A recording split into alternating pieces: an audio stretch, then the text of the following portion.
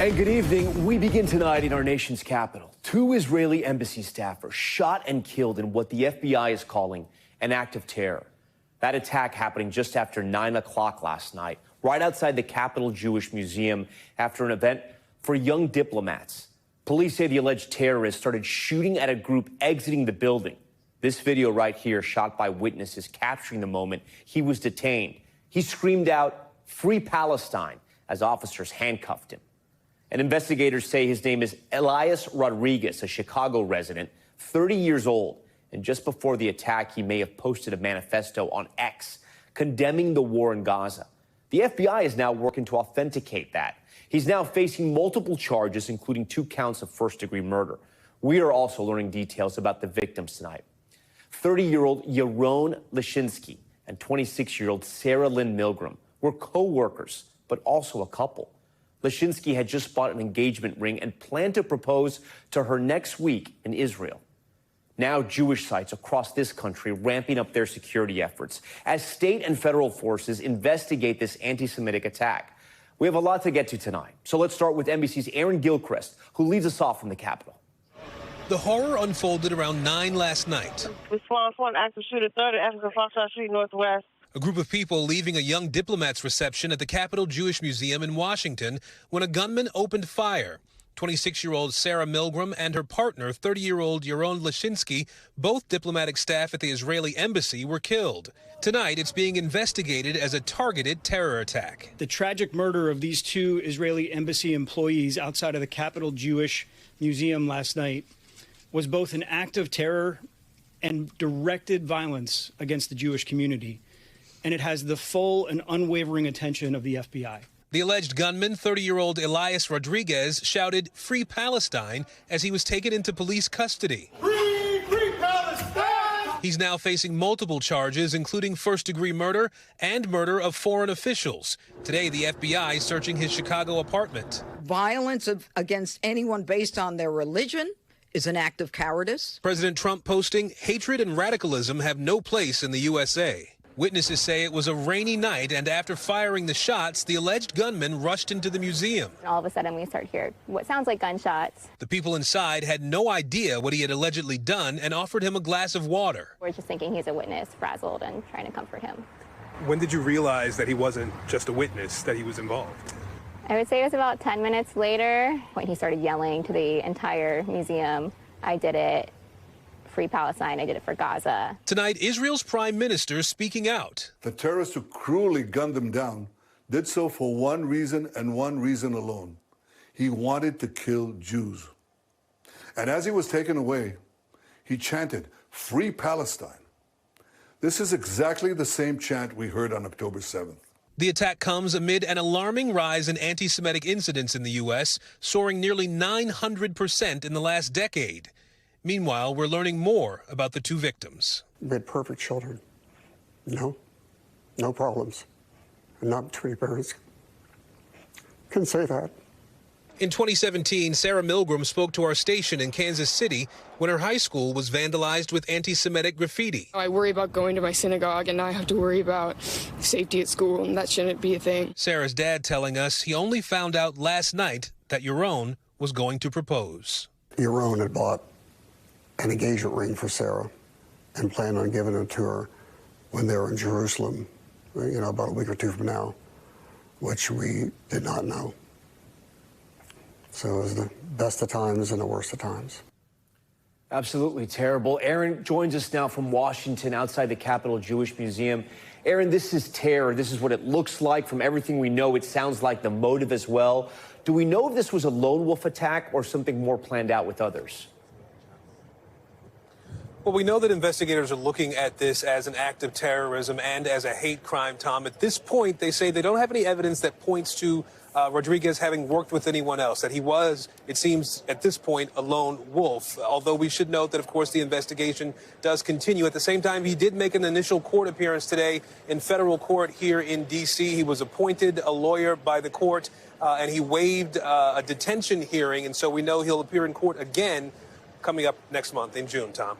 All right, Aaron Gilchrist leading us off here on Top Story. Aaron, thank you.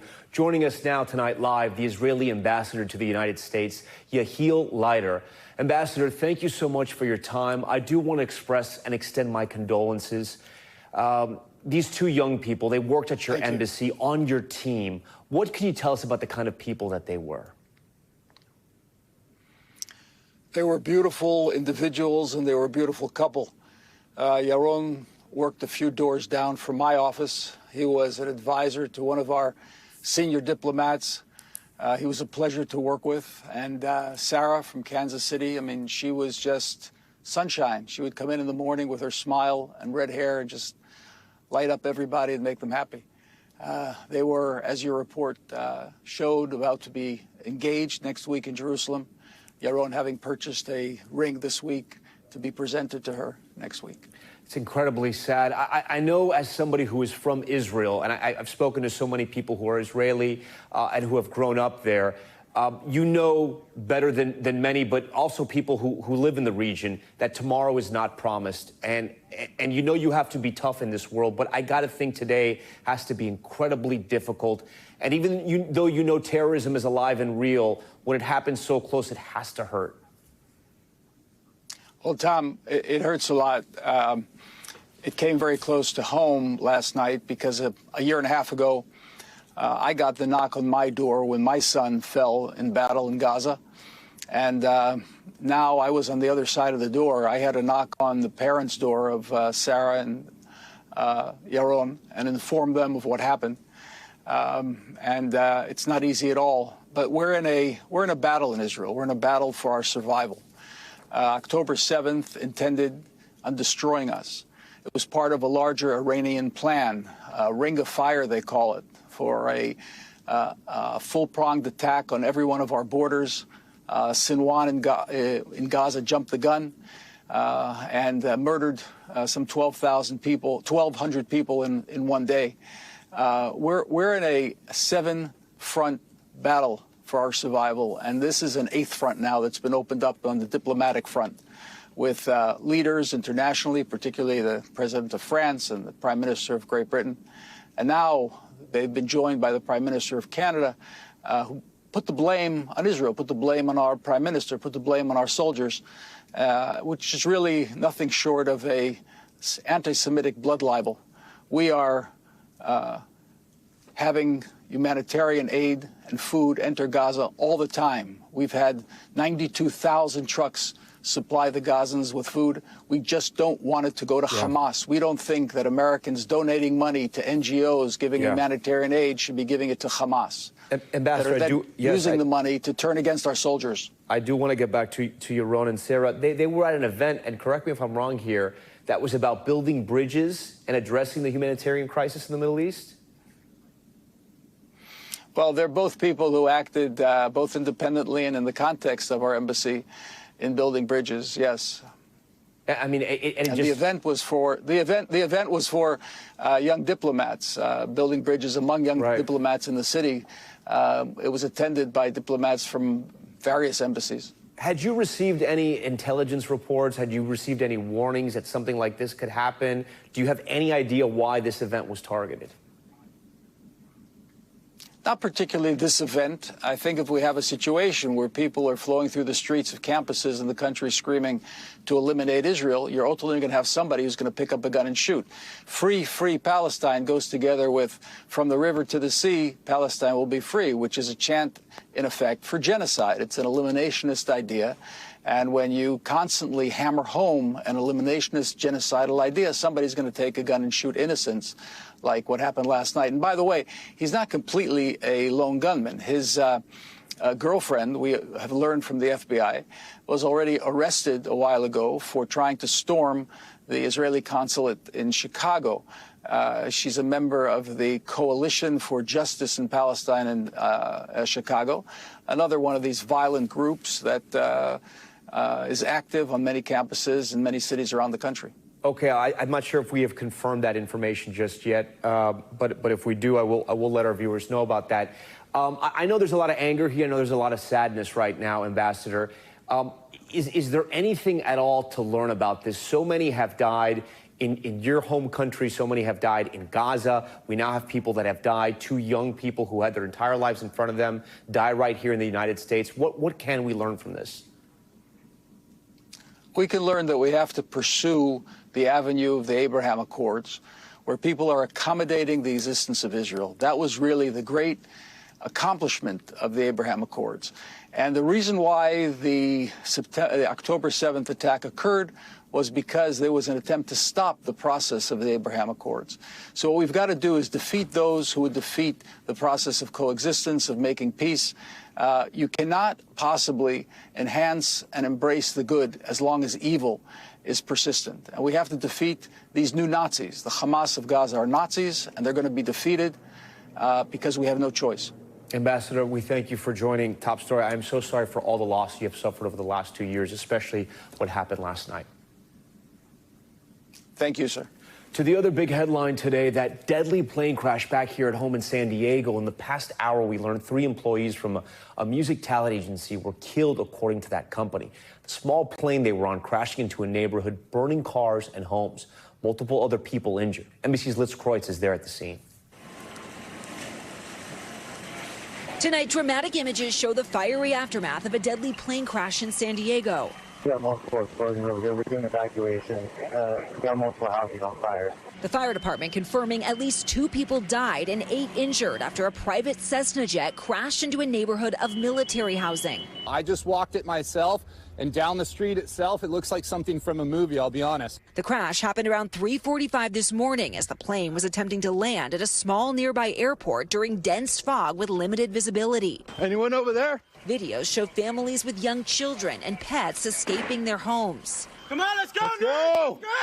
I thought, oh my gosh, another earthquake. And when I opened my eyes, my whole room was lit up in orange. And I turned around to look out the window, and all I saw was a burst of flames behind my house. According to flight tracking data, the plane took off from Teterboro Airport in New Jersey before midnight, briefly stopping to refuel in Wichita, Kansas, then lifting off again for San Diego. It struck power lines about 2 miles southeast of the airport.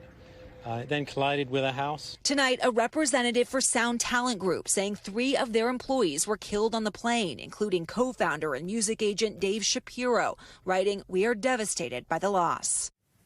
All right, Liz Kreutz joins us tonight live from San Diego. Liz, what more have you learned from this investigation as it's just getting started? Yeah, well, the NTSB is now here on the scene, and the FAA is saying they know that 6 people, Tom, were on board that plane, with officials saying it's unlikely that anybody did survive. But it's a miracle that nobody on the ground here was killed. This home behind me is where the plane crashed into the house, and officials tonight saying they're continuing that investigation. They say that weather was likely a factor, Tom. Okay, Liz Kreutz for us on the scene there of that plane accident. Liz, we thank you. We turn now to the dire warning from the White House on the state of public health. Today, the Trump administration releasing its long-awaited Make America Healthy Again report. The 72-page document warns that today's children are the sickest generation in American history. The report details a chronic disease crisis among children, pointing to 4 key factors that they say are to blame: a poor diet, environmental, chemicals, a lack of physical activity, and overprescribing medications. Spearheading that report, Health and Human Services Secretary Robert F. Kennedy Jr. I spoke with him about it late today and his findings. Mr. Secretary, we thank you for joining us. You've been at this 100 days now. You've released this report. What did you learn? Well, you know, really, this report is a summary of what people have been saying for many, many years. We have a chronic disease epidemic in this country that is now existential for our country. We're spending $4.5 trillion annually on health care in our country, and we have the worst health outcomes. That's 2 to 3 times more than anybody spends in Europe. And we have the worst health outcomes. We live shorter lives. We're more drugged. We're over-medicated. We're more obese. We have higher autism levels. We have higher diabetes levels and higher chronic disease than anybody in the world. When my uncle was president, the chronic disease rates in this country, I was a 10-year-old boy, were 3%. Today, among children, today they're 60%. 75% of American kids cannot qualify for military service. Our health care costs are expanding at 2% greater than our economy, so this is existential. Fertility rates today, American teenage boys have half the sperm count, half the testosterone as 65-year-old men. Our girls are reaching puberty 6 years early. They are on antidepressants. They're on ADHD meds. They're on antipsychotic medications at levels not seen anywhere else in the world or historically anywhere. And it's coming from environmental exposures, from our food, from lack of exercise, and from chemical exposures across society. I do want to follow up with you about on that stat about the testosterone, but let's move on here. So we know that the Trump administration, right, which you're a part of, is cutting your budget by 25%. You're letting go of staff, defunding some research.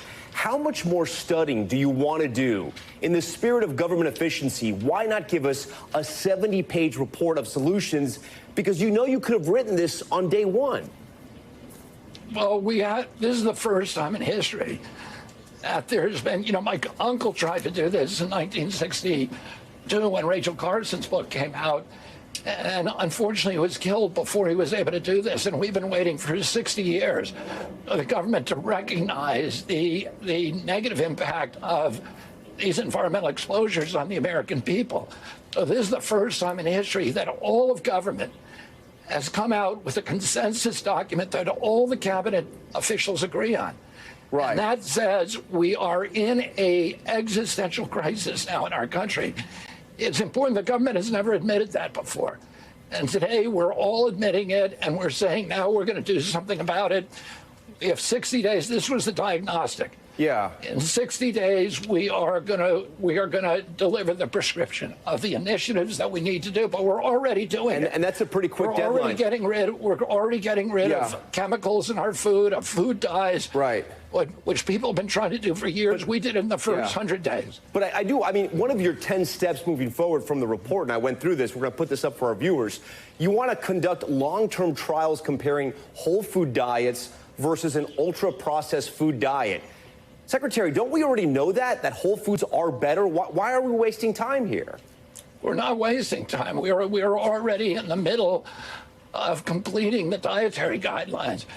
We're reducing the dietary guidelines from a 453-page document that we inherited from the Biden administration that was driven by the same industry impulses that put Fruit Loops at the top of the food pyramid.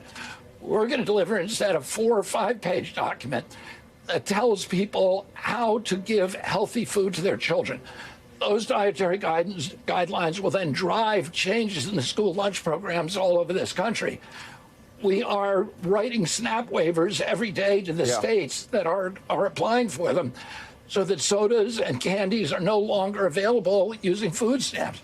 Taxpayers should not be paying for food-like substances that are chemically based that are poisoning our population. And unhealthy lifestyle. I get that. You've been a crusader for medical freedom, and you've questioned the use and the safety of vaccines in the past. And yet, in this report, some of the language over vaccines seems to be measured, right? You essentially are just asking to study it more. I'm wondering if your stance on vaccines has evolved. No, that's always been my position. What's evolved is how the press covers it. The press, particularly this network, has mischaracterized my position for 20 years. I've always said what we need to do, the vaccines that are currently on the schedule, which has now required 77 shots between in utero till 18 years of age. Only one of those, the COVID vaccine, has ever been tested in pre-licensing studies against an inert placebo. That's not science. We need clinical trials that are based upon real science that allows parents and physicians to know the risk profiles of these products and then make good choices. Mr. Secretary, experts say that what you're just saying is not true, that they have been tested. Even Senator Cassidy, who's a Republican, has come out and corrected you on the record when it comes to those examinations. Do you understand that? And do you believe that? And the day after Senator Cassidy said that, I sent him the clinical trial data that shows that he was wrong, and I can show that to anybody. In their own manufacturer's inserts, the vaccine companies admit there were no clinical trials that used an inert placebo for any vaccine except for the COVID vaccine. Oh, that's not science. It's morally wrong. We need to know what the risk profile is of these products and the benefits. and allow parents and physicians to make good choices for public health. You say children are over-medicated. What's the solution then for parents, in your opinion? Well, you know, there are many diseases that can be treated with food. In fact, in many cases, juvenile diabetes and prediabetes, which now affects 38% of teens, can be reversed completely by changing diet. So lifestyle changes, dietary changes, food is medicine. And food also affects mood, it affects mental illness, it affects the immune system, and we need to make sure our kids have access to good food and that parents have access to the best information so they can make good choices for their children. But you also agree that there are just some diseases, vaccines do work in some cases, chemicals that are put together in medicine to help children, to help adults, those work too. It can't just be with food, though. You agree to that, correct? Of course. Okay. And vaccines prevent many, many diseases, and they prevent the spread of those diseases. How do you see your role? But, you know, what we need to focus on is why are our kids so sick? Yeah. We're doing a good job at developing treatments for colorectal cancer. But we never had colorectal cancer in a child until this generation. Why is it exploding today? Shouldn't we be asking those questions as well? When you testified before Congress, you made a very interesting statement. You said people shouldn't look to you for medical advice because you're not a doctor. But you are leading Health and Human Services. So what do you see your role as? My role is not to give medical advice to individuals.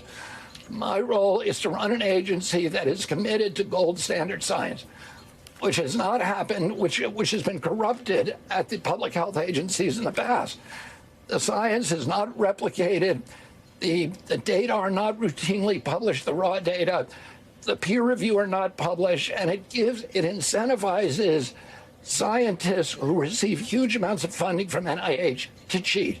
And we're going to end that incentive so that we get real gold standard science that can drive good policy for our political leaders and for the American people. Secretary, while I have you, I do want to ask you about measles and vaccinations against measles. It's been the deadliest outbreak in this country in decades. Where do you stand on the measles vaccine? I just want to make sure I understand where you stand.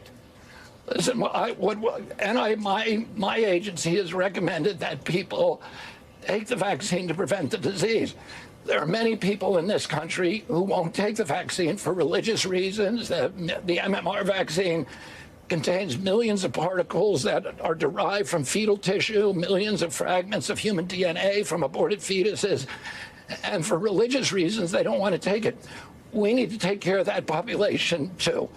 We need to have treatments for measles. No child should die of measles in this day and age. But we need to know how to treat measles. Physicians know how to treat it on the front line, and CDC has not been providing them those protocols. I will say this. We've done a better job at containing our measles outbreak than any country in the world. We have right now 1,035 measles cases. We only had 27 new ones last week. So it's plateaued and it's going down. In Mexico, they have 1,400. It has a third of our population, and it grew by 150 last week. In Canada, they have 1,800. That's 1/8 of our population, and it grew by 340 and we've last seen recently, week. and we've seen recently that communities, when they find it in their backyard in America now during this outbreak, they have started to get the vaccine. Do you feel your earlier comments on the measles vaccine were irresponsible? Have you learned since you become secretary? What comment? Just any comments in measles where people maybe thought you were a bit ambiguous whether they should take it or they shouldn't take it? I think people should have good information. People should be able to make their own choices. They should be able to know the costs and the benefits of all these interventions. And they ought to make their own choices. And we should support them as a society. Yeah.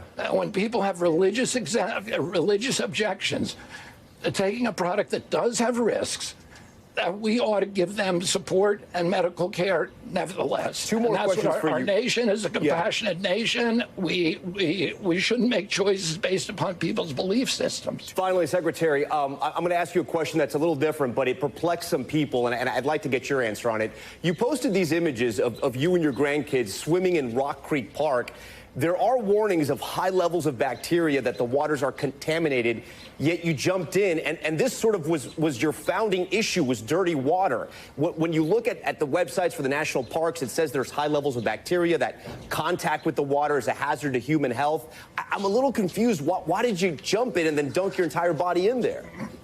We weren't swimming in Rock Creek itself. We were swimming in one of the Rock Creek tributaries that, I don't think has those kind of, there certainly weren't any warnings. I think people should be concerned about the polluters who are putting pollution in those creeks. Those creeks belong to the American public. We have a right to use them for swimming, for fishing, and we should be concerned about people who are polluting them rather than people who want to exercise their rights. Secretary, if you had a magic wand right now, what's one thing you would change about the way people eat in America? I think ultra-processed food, I think that is the root cause, and sugars. I think if we could get rid of those, we could virtually get rid of diabetes in this country. Secretary Kennedy, we appreciate your time. We thank you for joining Top Story tonight. Thank you for having me. All right, coming up, the last blast of winter in May. The rare late-season nor'easter pounding the East Coast, what it means for the rest of the holiday weekend.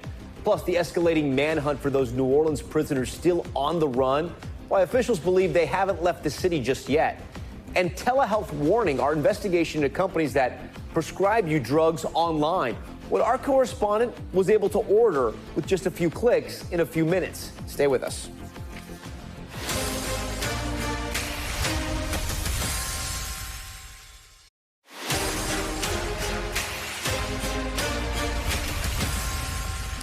We are back with Top Story's news feed. The Coast Guard suspending its search for 3 missing boaters in Washington state. The 26-foot shrimping boat sank yesterday about 200 feet from the shore near Everett. One person, a man in his 50s, rescued by a passing boater. The other 3, 2 men and a woman, have not yet been found.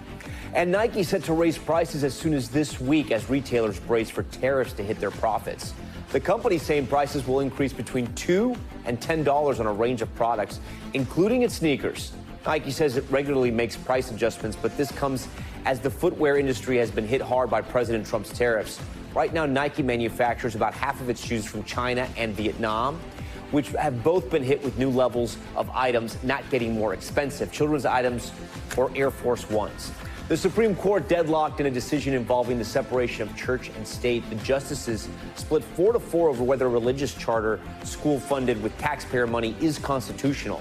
The split decision means the lower court's ruling will stand and that the schools cannot go forward as planned. Justice Amy Coney Barrett was recused from the case. And the end of the penny is approaching. The Treasury Department announcing it has placed its final order for blank pennies, which will be minted and go into circulation next year. Once that supply gets used up, the Treasury will no longer make the 1-cent coins, which cost about 3.5 cents to actually make. President Trump ordered an end to penny production earlier this year. Okay, now to the forecast and the nor'easter snarling Memorial Day weekend travel. Thousands of flights delayed or canceled as wind and rain soaked portions of the Northeast and New England. Those soggy spring conditions set to continue into much of this weekend. So let's get right to NBC News meteorologist Bill Cairns, who joins me now live in studio. So, Bill, what are you watching right now that looks like that radar's really active? Yeah, this is an incredibly cold, chilly day, especially in all areas of the Northeast and all the way back through the Great Lakes. It doesn't get much worse than what we've experienced during the day today. There is a little bit of snow at the high elevations. My ski friends, if you've seen pictures on some of the cameras from like Killington and Stratton and all the way up in Mount Washington, there is some snow. But the airports have been the big problem today with the low ceilings, the cloud levels. Delays 45 at Newark, Boston, Logan Airport got about an hour delays right now. Tomorrow it improves. The storm begins to move away. So let's talk about the holiday forecast travel. Tomorrow's not bad. Miami, if there's going to be one airport with thunderstorms in the late afternoon, that could be problematic. Oklahoma City could have some random thunderstorms, too. It's still going to be really kind of windy and breezy in the Northeast, but the delays shouldn't be as bad as today. By the time we get to Saturday, thunderstorms in the middle of the country. Everyone else is doing okay, though. If areas like Little Rock heading towards Memphis, Kansas City, too, that's where we could have some airport problems. And it's going to start raining hard enough that flash flooding is going to be an issue, especially from the Ozarks into areas of Tennessee. These These are areas that were hit by all those tornadoes. The ground is soggy. Rivers are already high a little bit. And the airport problems, even in the Sunday, Nashville, Memphis, southern portions of Missouri. By the time we get to Memorial Day itself, Tom, the East Coast, not too bad. A lot of clouds, though, in the southeast. I know we got a lot of picnic plans, a lot of parades out there. But Dallas, watch out all the way into areas of Alabama and Mississippi. Those are the spots that could be washed out, especially in the afternoon. All right, Bill, we thank you for that. Now to Washington, a win for President Trump and his big, beautiful bill on Capitol Hill today. The House narrowly passing the legislation. That includes extending $4.5 trillion in tax cuts, eliminating taxes on tips, overtime, and Social Security benefits, as well as providing billions of dollars in funding for the border wall and mass deportations.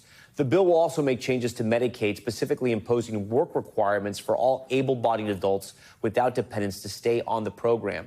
And there was a major escalation today in the standoff between the Trump administration and Harvard, the administration blocking the school's ability to enroll in international students. NBC's Garrett Hake reports on the latest from the White House. Tonight, the Trump administration escalating its battle with Harvard University, barring the school from enrolling foreign students and ordering the more than 6,700 currently enrolled to transfer or lose their legal status. 27% of their students are foreign students, and they will have to find some other university to go to, and hopefully they find one that cares about them and provides a safe environment. The White House saying Harvard has become a, quote, hotbed of anti-American, anti-Semitic, pro-terrorist agitators, adding the university now must face the consequences of their actions. This should be a warning to every other university to get your act together.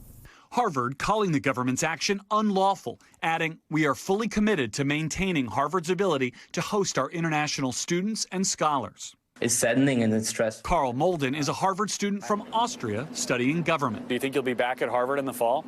It's hard to make a call, I hope.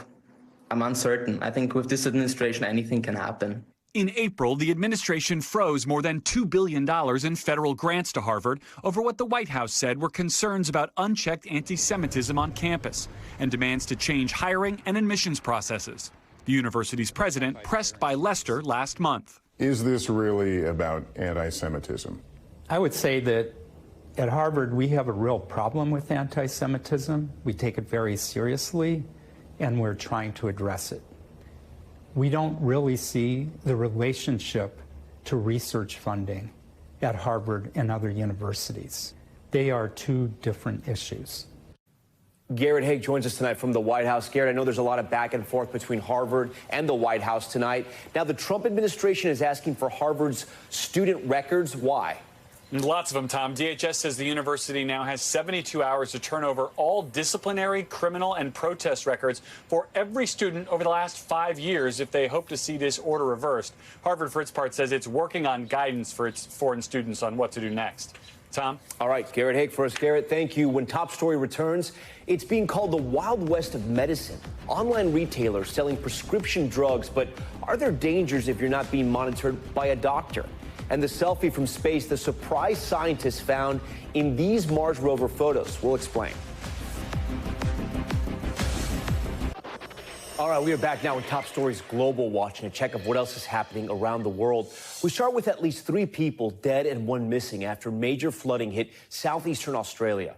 Officials in New South Wales say about 4 months of rain has come down in the past 2 days, and this is what's happened.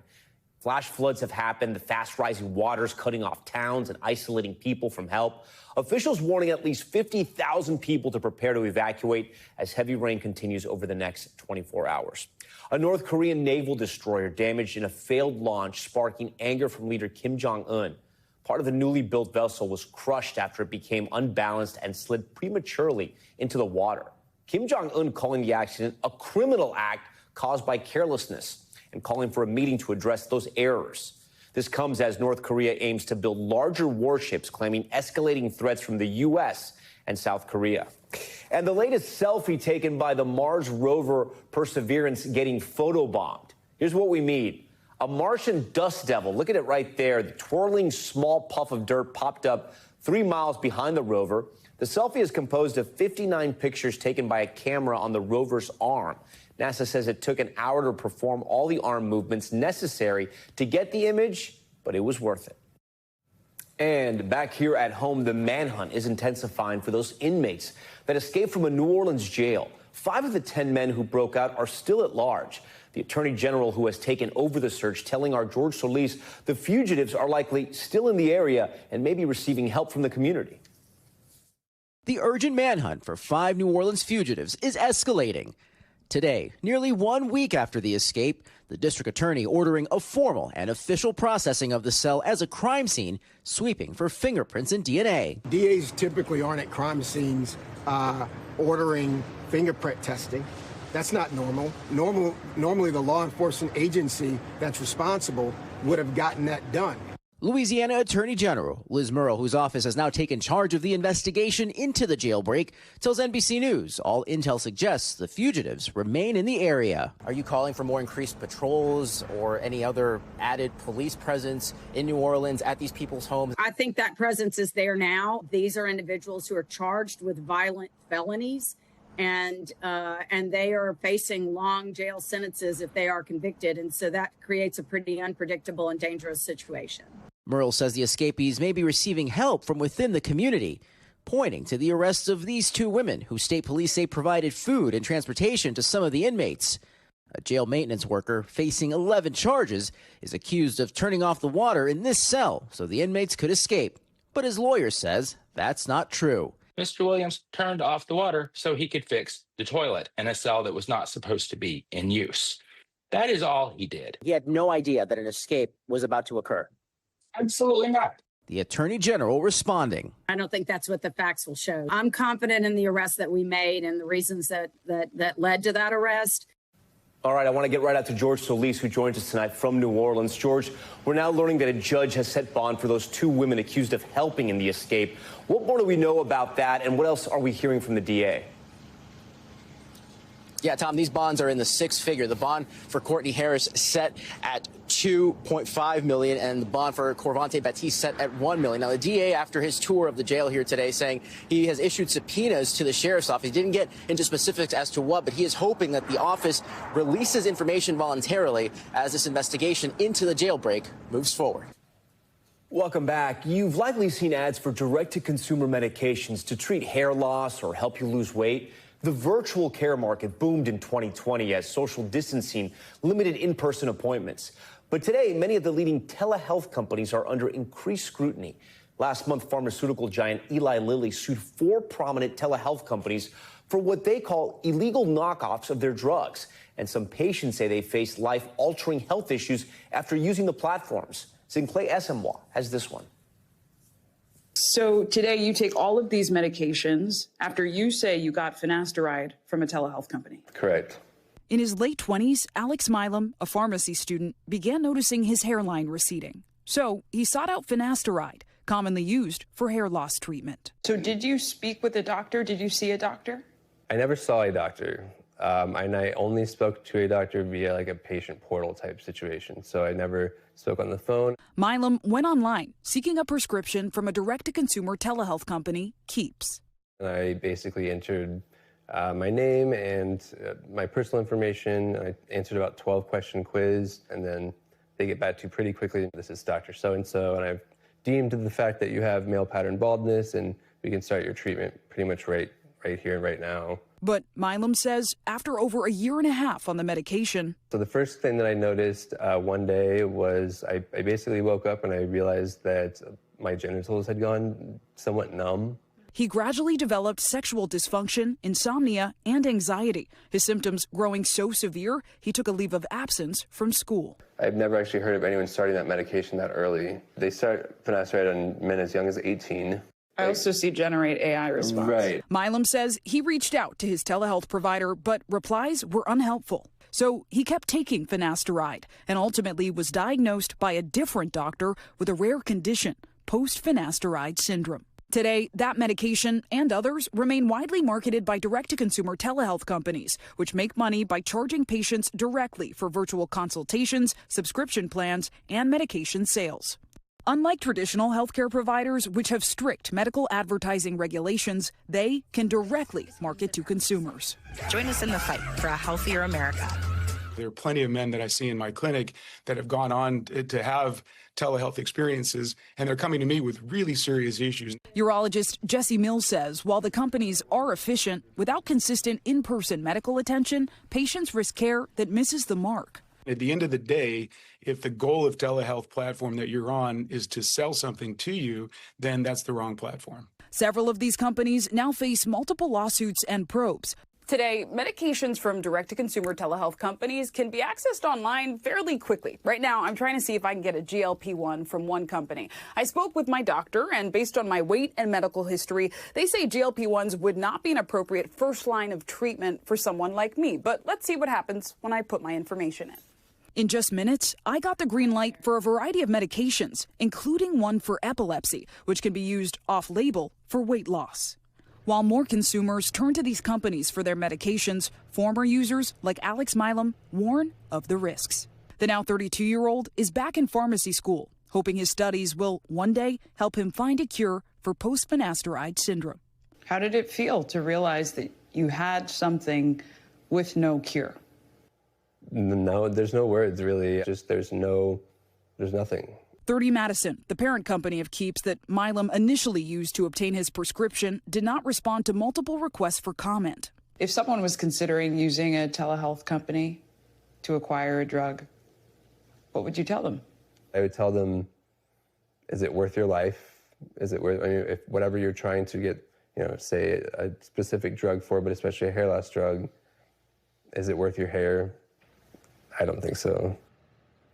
All right, Zinclay Esemwa joins us now in studio. So, Zinclay, I want to go back to that moment in your story where you tried to get one of these medications. It was a GLP-1, I believe, but the one you got was off-label, also used to treat seizures. What did the company say when you brought this to them? Absolutely. So filled out those forms looking for a GLP-1. Ultimately, they offered me a medication kit featuring a variety of medications, including one used for seizures and epilepsy. I don't have either of those conditions. When I followed up and asked for a GLP-1, that doctor said it does not look like you meet the criteria to be prescribed those medications. But notably, when we tried another website, it actually said I was an ideal candidate, that I could lose 30 pounds in a year. All I needed to do was a simple blood test. Our experience and that of our character really highlighting the range and lack of regulation of a lot of these platforms. All right, Zinclay Esemwa first night. Zinclay, we thank you for that one. Here, and we thank you for watching Top Story. I'm Tom Llamas in New York. Stay right there. More news on the way.